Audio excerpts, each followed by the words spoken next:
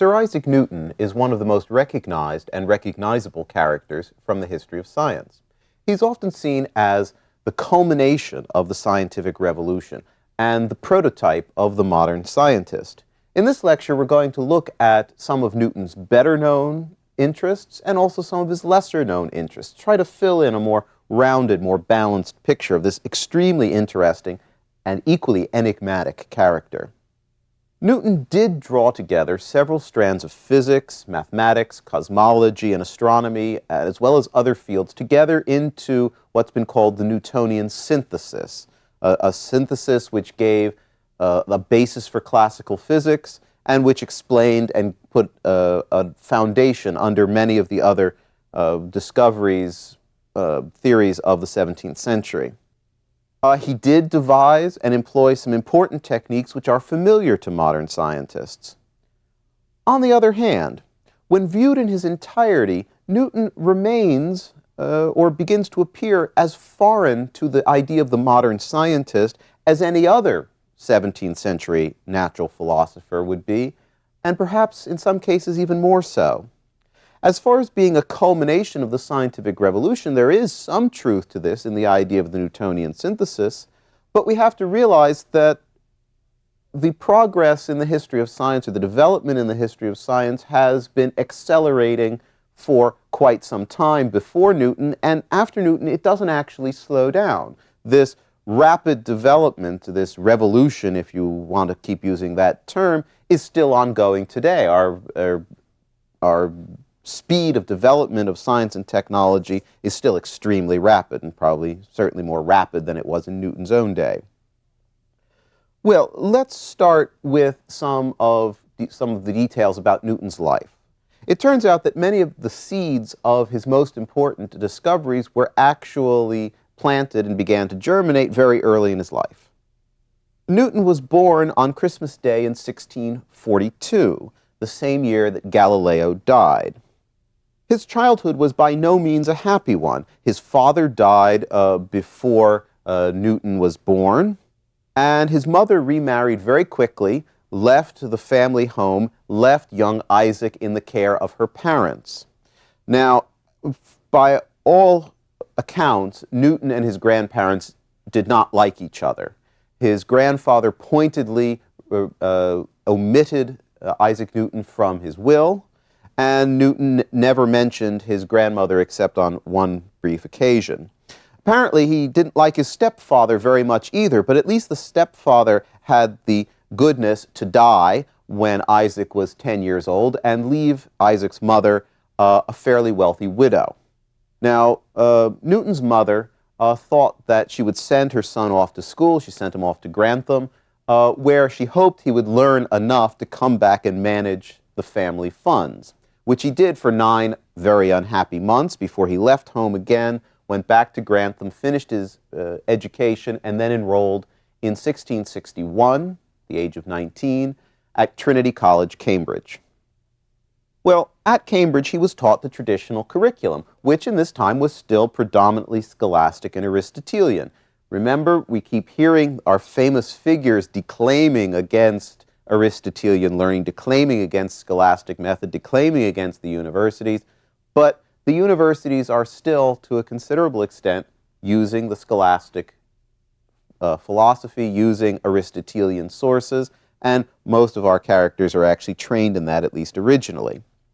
But within 3 years, by 1664, he had begun studying the so-called new philosophers, that is Descartes, Gassendi, Boyle, and others. The first subject he turned to with enthusiasm was mathematics, and he later recalled having gotten hold of Descartes' geometry, reading it very, very slowly, many times over, until he mastered the whole thing without getting any help from anyone, according to his later recollection. During the years 1664 to 1666, he worked out the fundamental bases of both integral and differential calculus. Now, he didn't publish or publicize any of this work on the invention of calculus, and so later on in his life, he was involved in a very bitter priority dispute with Gottfried Wilhelm Leibniz, a slightly younger contemporary. Leibniz did also discover the calculus, integral and differential calculus, and did publish it. Now, since Newton didn't tell anyone about the calculus, we have no way now of adjudicating this controversy, who really did discover it first. It was probably, well, we'll never really know. What ends up is that today when you learn calculus, you actually learn Leibniz's notation rather than Newton's notation. Leibniz's notation is slightly better for some purposes, and we actually do in some cases use a Newtonian notation, but only rarely. Well, even if Newton didn't tell anyone about the integral and differential calculus, his knowledge of mathematics, his proficiency in mathematics were clearly well known at Cambridge because the first holder of the Lucasian chair of mathematics, by the name of Isaac Barrow, resigned in 1669 to go to London to take up another post. He resigned in 1669 in favor of Newton, and Newton had been his protege in many ways. So here is Newton at 26 years of age, being now a professor at Cambridge, the second holder of the Lucasian chair. At about the same time, this is in the 1660s, Newton moves on to kinematics, studying both rectilinear and circular motion, and the acceleration of falling bodies, and makes some very important contributions in that area. We're going to come back to that in a moment. Again, not something he told people very much about. Where he initially got his scientific notoriety from was his experiments with optics. And Newton's experiments with optics cover two particular areas, that is, color theory and a theory of what light is. Well, those of you who know something about modern physics know that there's this issue of the wave versus the property particle of the wave versus the particle nature of light. And light seems to have some properties of each one. This distinction between particles and waves actually goes back to the 17th century. Newton was an advocate of the idea that light is a particulate emanation. So he, Boyle, Gassendi felt that light was a matter of particles streaming away from a luminous body. On the other hand, Descartes said that light was a passage of a tendency towards motion through a medium. So he's considered to be one of the people that starts the idea that light is not a physical substance, but rather a perturbation of some kind of medium, in other words, a wave. Robert Hooke, the person that I've mentioned to you previously as helping out Boyle with the air pump, in the 1660s, said that light was a series of pulses of motion moving through a medium. The real wave theory of light that's more akin to our modern one comes about from the Dutchman Christian Huygens, which he's working on through the 1670s, 80s, and publishes in 1690. One of the objections that Newton and other people lodged against the wave theory is that if you have waves in water and they hit an object, the waves tend to bend around that object. But we don't see light bending around objects, that is, bending into the shadows that objects cast. Well, actually, light does do that. It's an example of diffraction as it moves around the edges of bodies. And diffraction was actually known at this time, even though Newton makes no mention of it. He may have not been aware of it. It was actually first described by Francesco Maria Grimaldi in the 1660s. Grimaldi was an Italian Jesuit, and his studies were overall of the scholastic sort. He was a scholastic, late scholastic writer who did a lot of experiments. And I mention him in particular not only to tell you about diffraction, but to point out that these late scholastics were not quite as hidebound or unproductive as people like Newton and Descartes and Bacon like to make them out. Well, the second part of Newton's work in optics is about the composition of white light out of different colors, that these colors were constant, and that combining the colors of the spectrum, Newton named 7 of them, gave us white light, and if we separate white light using a prism, we get the 7 colors back again. The idea is that white light is composed of distinct colors, and each one of these colors has a different refrangibility, that is, a different angle at which each color is refracted as it goes through a prism. Now, Newton was not, of course, the first person to see a prism. Studies on the rainbow, for example, go back to the Islamic Middle Ages and even further. But what Newton said is that these colors are constant. Other ideas of color said that the colors were changes, modifications to white light. So white light modified becomes the colors. Newton instead says, no, white light is a combination of colors and the colors are constant. He makes many beautiful experiments of separating white light into a spectrum and then refocusing it back to reform white light. He makes an experiment with a string that's red at one end and violet at the other, hangs it in front of the prism, looks at it through the prism and sees that the string appears to be separated. Very beautiful experiment, because the red light is refracted at one angle, the violet light at another angle, so it looks like two discontinuous threads.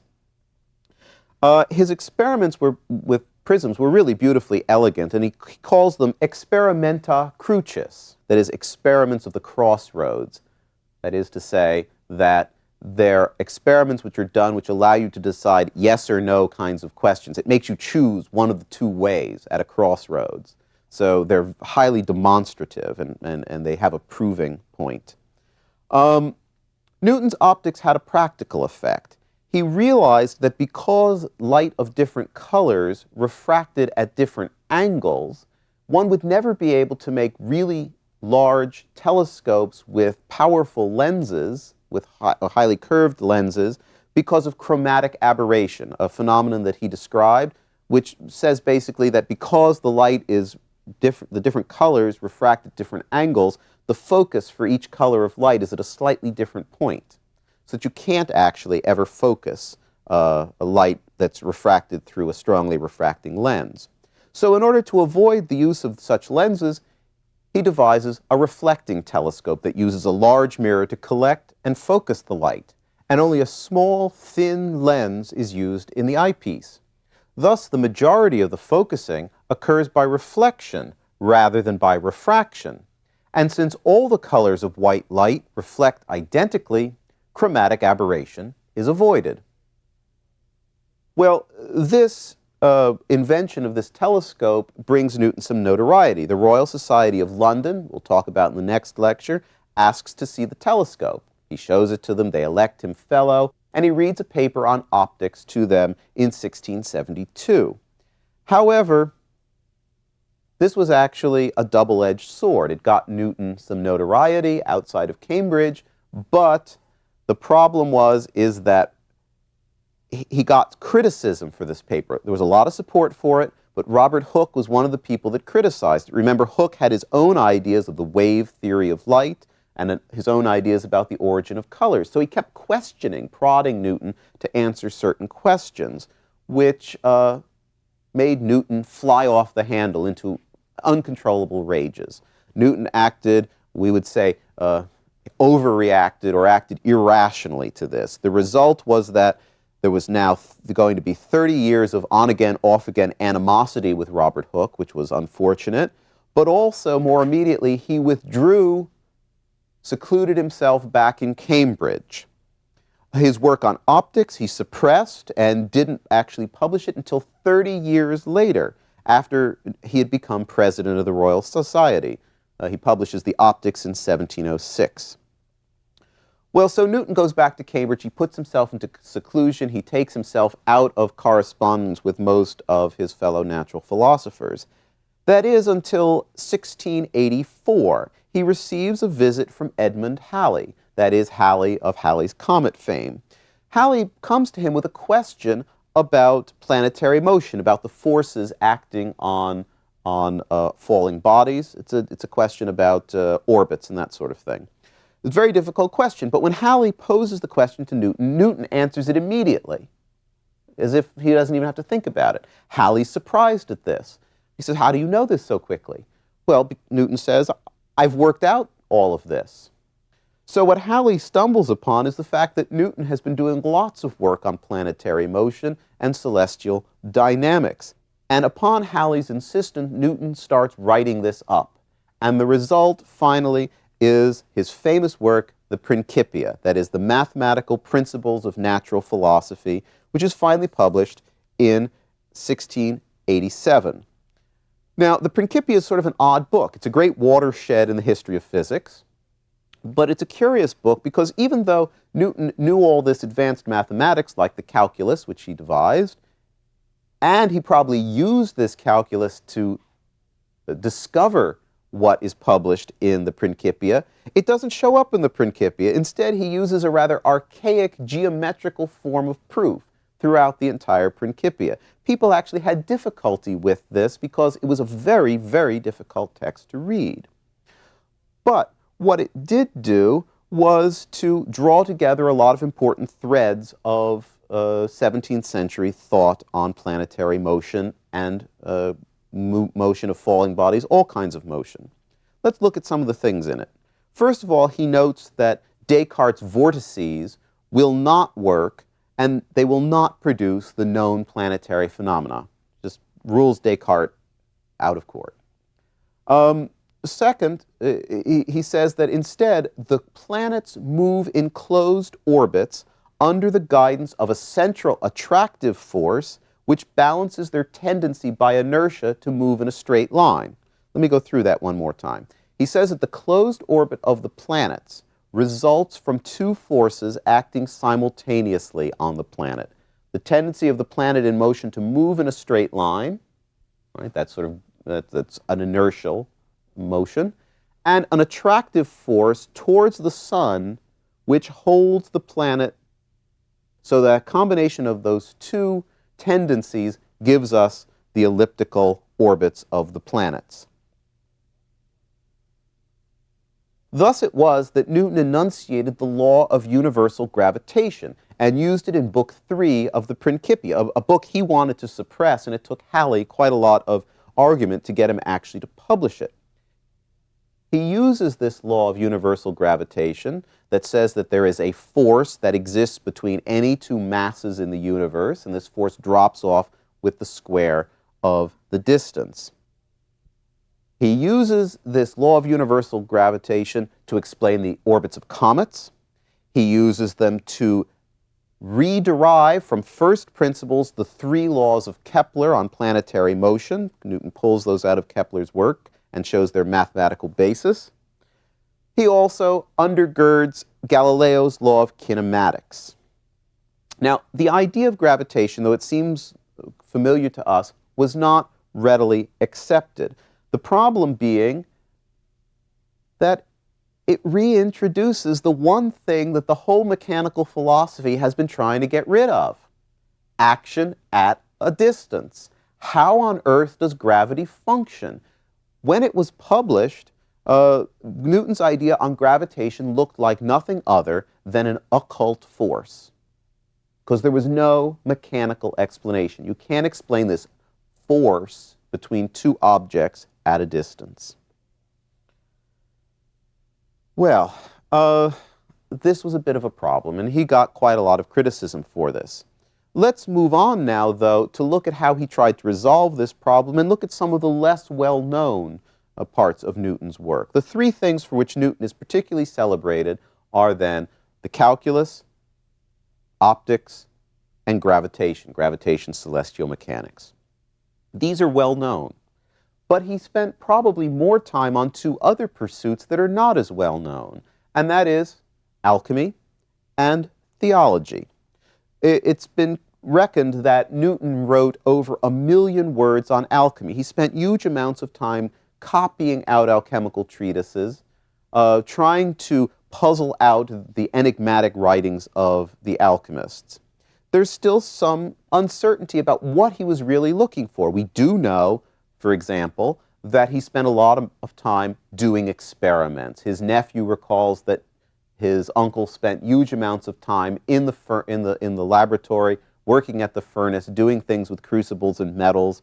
But unfortunately, even though Newton was an obsessive note-taker, there are tens of thousands of pages of his manuscripts still in existence, we only have a few papers that deal with what he was actually doing in the lab. So it's proved a little bit difficult to reconstruct that part of Newton's life that he seems to have kept very secret himself during his own lifetime. It's been suggested that Newton's idea for the gravitational force was derived, in fact, from his readings in chemistry and alchemy. That is to say, where active principles continued to be used. Remember, the mechanical philosophy was not so good at explaining a lot of things in chemistry. There were too many actions in chemistry that mechanical chemistry just didn't seem to explain well. So these mechanical systems were often amended with active principles. Principles that actually are not bits of passive matter, but are active matter instead, working, changing matter in various ways. So it is possible, but it's not proven, it is possible that Newton's idea of this active force in the world comes from his reading of these sources. But the single largest endeavor by Newton involved theology. And his theology is very interesting, and again, it's another thing that he kept secret, although in this case, for quite a good reason. Newton became convinced that Christianity was corrupted. He was convinced that the doctrine of the Trinity and the doctrine of the divinity of Christ were corruptions to ancient Christian doctrine. In short, Newton was a heretic. He kept this secret because there were laws in England forbidding anti-Trinitarian views. He certainly would have landed in prison, if not worse, if these views were widely known. He pegs the origin of this corruption to the machinations of St. Athanasius. Poor St. Athanasius becomes a horrible villain in Newton's writings. Athanasius is an early church father, one of the patristic writers. Newton pored over ancient theological texts trying to demonstrate the corruption that Athanasius and the people around him had introduced into Christianity. His heretical stance, however, shouldn't allow us to overlook how deeply concerned Newton was about some of the same atheistic tendencies that orthodox thinkers of his time were also interested in, namely the atheistic potential of the mechanical philosophy. That is, if the world is one great machine, where's the need for God in keeping it running? God is at least absent. He's way out there. He's not relating to his world anymore at best, even if he still exists. It is possible, this is another suggestion that has been made, which is very interesting, again, not proven because Newton is so secretive it's hard to get a handle on him, but it seems possible that he may have thought of the force of gravity as being visible, a visible sign of God's action in the world at every moment in time. Gives us a very different view of Newton and universal gravitation. If gravity is the constant action of God in the world at every moment, that would certainly serve to amend the problems, the atheistical tendencies of a mechanical worldview. Newton was also deeply interested in prophecy and with the end of the world, that is eschatology, studies of the end of the world. He copied out, again, the book of Daniel and interpretations on the book of Daniel from the Old Testament, time and time again, working through it, trying to figure out when the end of the world would come. He labored mightily to correct, to fix the dates at which these prophecies would come to pass, and to do so, he needed to know some dates in ancient history. So one of the works of Newton, which is certainly one of his less read works, is a book he published late in life in the 1720s called The Chronology of Ancient Kingdoms Amended. What it was an attempt to figure out the exact dates, the historical dates of the reigns of certain kings in Middle Eastern empires, of certain battles, of certain events that took place within the time period of biblical history, in order to get the ancient dates right, because Newton needed to know the original starting dates so he could add certain numbers of years to them in order to get a date for the end of the world. Now, what about this end of the world business? Well, Newton believed that the destruction of the world by fire, as foretold in the book of Revelations, would occur when a huge comet, possibly the one seen in 1680, which was an extremely bright comet, falls into the sun. This comet, at this time, comets were thought to be very large bodies, on the order of the size of planets. They were not known at that time to be rather small, relatively small, certainly to a planet or a moon.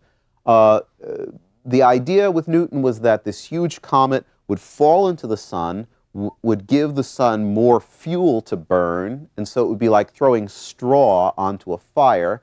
The sun would flare up and incinerate the Earth and the solar system, and that would be the end of the world. The idea is that this comet's orbit would slowly decay, and in 4 or 5 more passes, it would run into the sun, and that would be game over for humanity.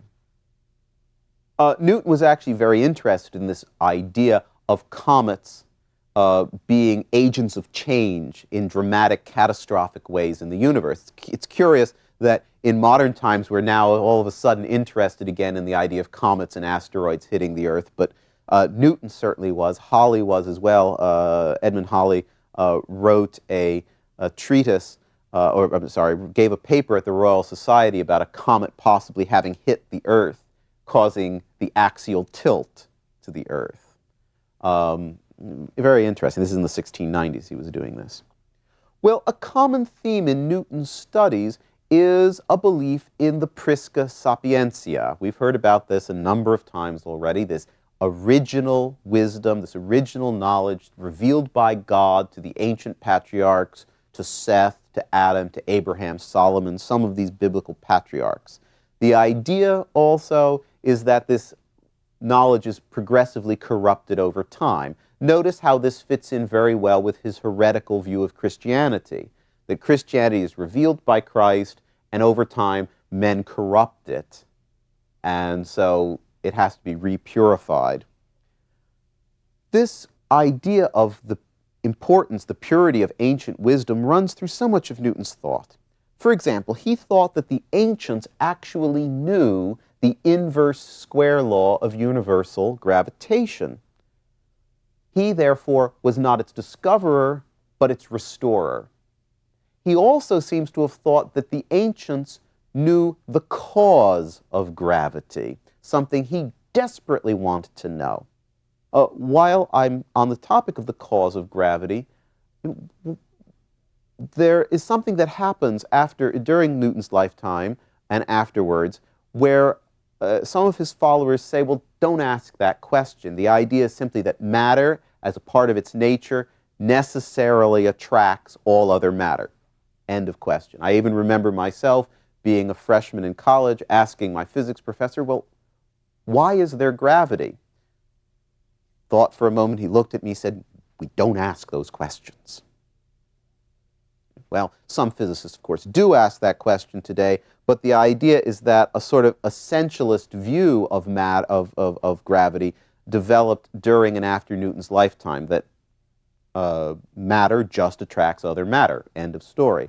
Newton was not satisfied with that, certainly. He wanted to know the cause. So Newton saw himself as a restorer of ancient knowledge, almost prophetically so, a restorer of ancient knowledge through both his scientific labors and of the ancient true religion through his theological labors. So we find Newton looking at a lot of very early texts. He was very interested in the Corpus Hermeticum, those writings of Hermes, supposedly authored at the same time as Moses. Well, these are parts of Newton's life that we don't actually hear about quite so much as his work in optics and calculus and planetary motion. That's partially because he kept them secret, most certainly, but it's also because the pursuit of alchemy and theology for Newton was not in conformity with the image of Newton as a rationalist that the 18th century, after Newton's death, wanted. So the knowledge of these kind of